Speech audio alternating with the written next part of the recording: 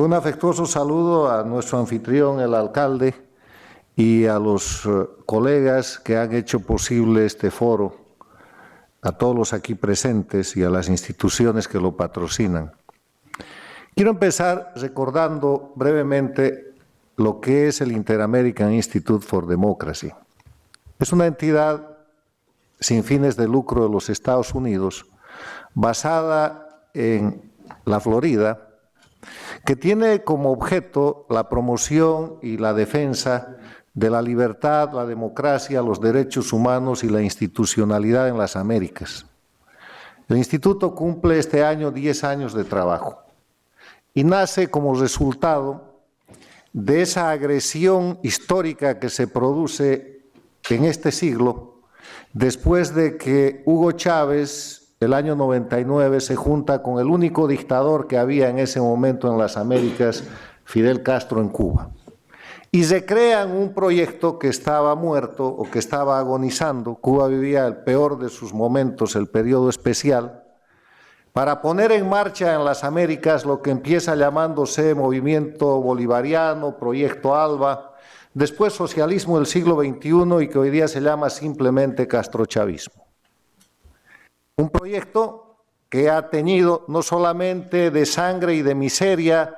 sino de dictadura la América Latina, porque en su momento de mayor éxito llegó a controlar la mayor parte de los países de América Latina, la Organización de Estados Americanos y penetrar instituciones y organismos de las Naciones Unidas, como la propia Comisión de Derechos Humanos en Ginebra, donde fue puesta de representante una representación de la Cuba castrista. En ese escenario en el cual la Florida, Estados Unidos, se empieza a llenar de una nueva clase de exilio, que pasamos del exilio tradicional de los últimos 50, hoy 60 años cubano, matizado por el exilio de las guerras de Centroamérica, empezamos a ver exilio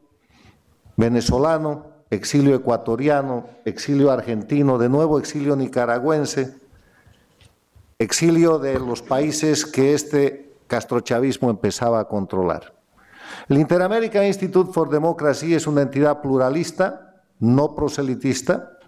Hay hombres y mujeres de diferentes creencias, concepciones e ideologías y estamos unidos por los valores y principios de defensa de la libertad, la democracia, los derechos humanos y la institucionalidad en las Américas. En ese marco es para nosotros fundamental hablar de la libertad de prensa y no hay un día más adecuado para hacerlo que este Día Internacional consagrado por las Naciones Unidas. El concepto que yo tengo sobre lo que es la configuración geopolítica de las Américas es que existen dos Américas. Y lo he expresado en un libro mío de hace un par de años que lleva el mismo título. Hay dos Américas porque el eje de confrontación, que en algún momento en la historia, hace unas décadas, era ideológico, el capitalismo versus el comunismo en el marco de la Guerra Fría, que en algún momento era económico, se hablaba los países del centro versus los de la periferia, los ricos contra los pobres,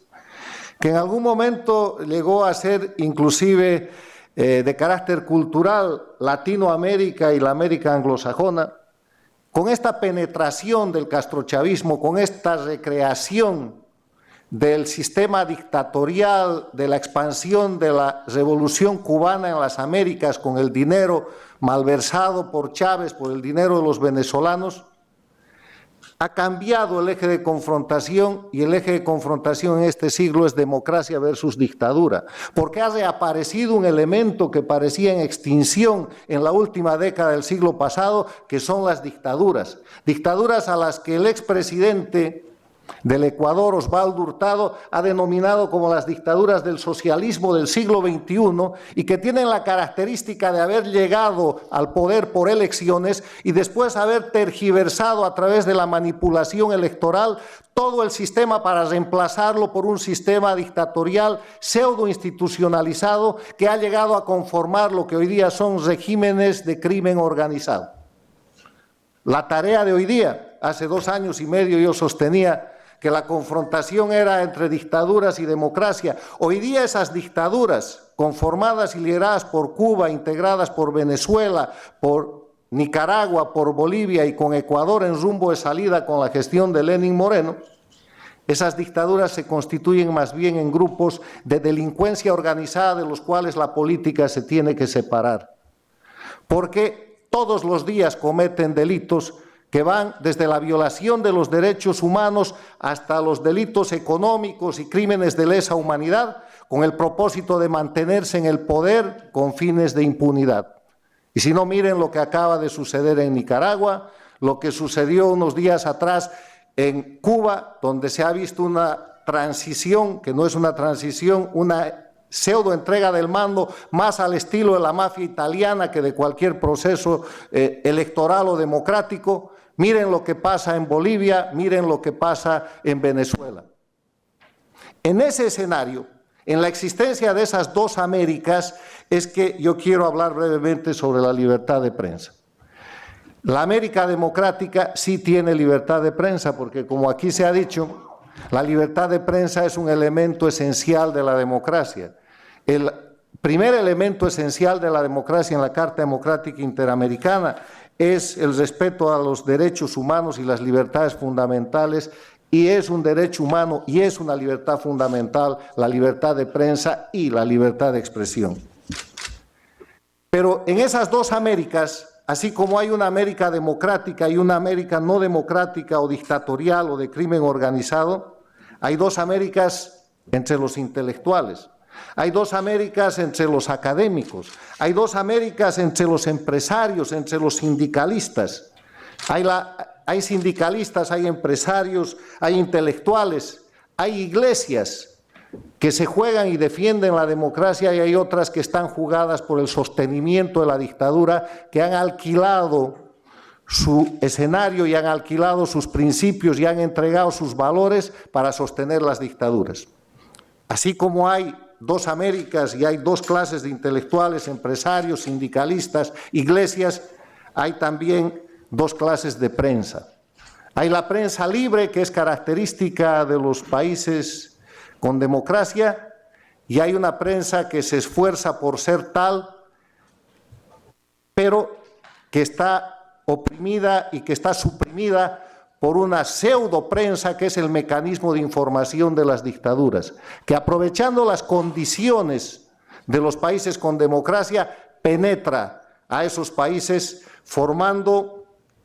nuevos medios de comunicación, manejando dinero indiscriminadamente, difundiendo noticias para asesinar la reputación de los defensores de la libertad y la democracia, propagando escenarios y figuras para deformar y para mentir respecto a la realidad de opresión y de violación de los derechos humanos que viven los países sometidos a las dictaduras en Cuba, Venezuela, Nicaragua y Bolivia, aprovechando las libertades para atacar la democracia y defender estos procesos ignominiosos que son las dictaduras del siglo XXI. Con esa descripción que ustedes conocen y que simplemente recoge la realidad objetiva de lo que vivimos, yo quiero concluir diciendo que la libertad de prensa, así como es el primer elemento esencial de la democracia, es la última trinchera de la democracia. En todos nuestros paneles, estudios y coloquios en el Inter-American Institute for Democracy, hemos llegado casi a la conclusión de que cuando estos gobiernos que se van constituyendo en dictaduras avanzan, lo último que tocan es la libertad de prensa. Terminan con la libertad de prensa cuando ya controlan el poder legislativo, controlan los jueces, tienen jueces infames, controlan las empresas, han controlado los medios de comunicación porque los han comprado, porque simplemente los han expropiado o han abusado de ellos, como han hecho en Venezuela, en Ecuador, en Bolivia y en otros países. La libertad de prensa, en nuestro concepto, es la última trinchera de defensa de la democracia, y es a través de la libertad de prensa en que avanzamos en la recuperación de la democracia en Cuba, en Venezuela, en Bolivia y en Nicaragua. Ahí radica la importancia de la presencia de estos luchadores prácticos, efectivos, diarios de la libertad de prensa que están aquí, a quienes en nombre del Inter-American Institute for Democracy y por intermedio de ellos al resto de los periodistas de la prensa libre, quiero rendir homenaje a Óscar Asa, a Ioannis Sánchez, al periodista Antonio María Delgado y a Ricardo Trotti, que representa a la Sociedad Interamericana de Prensa. Es la prensa libre el camino, el canal principal para la recuperación de la democracia, y en eso, reitero, radica la importancia de nuestro impulso y defensa a este elemento esencial de la democracia. Muchas gracias.